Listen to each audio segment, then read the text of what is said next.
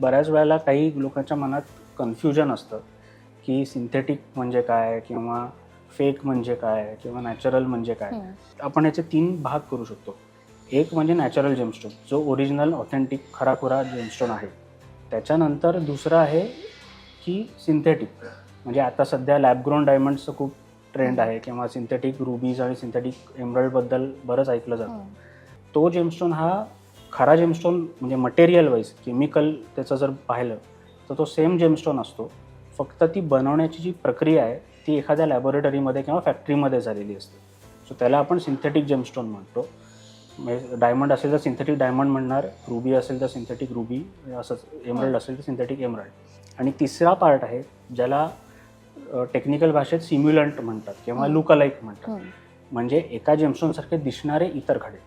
So इथे ह्या प्रकारे फसवणूक होण्याचा चान्स खूप जास्त आहे. त्यामुळे तिथे काळजी घेणं गरजेचं आहे. कारण दिसायला ते ऑलमोस्ट सेम दिसतात, पण ॲक्च्युली तो स्टोन नसतो. तर म्हणजे उदाहरणार्थ बऱ्याच वेळेला येलो सफायरच्या ऐवजी येलो सिट्रीन दिला जातो किंवा ब्लू सफायरच्या ऐवजी टोपॅज दिला जातो, ब्लू टोपॅज म्हणून दिला जातो. तर इथे काळजी घेणं आणि थोडंसं जागरूकता असणं गरजेचं आहे. तर नॅचरल, सिंथेटिक आणि सिम्युलंट ह्या 3 गोष्टींमधला फरक जर जाणून घेतला तर त्या प्रकारे आपण प्रश्न विचारून त्याची खात्री करून घेऊ शकतो.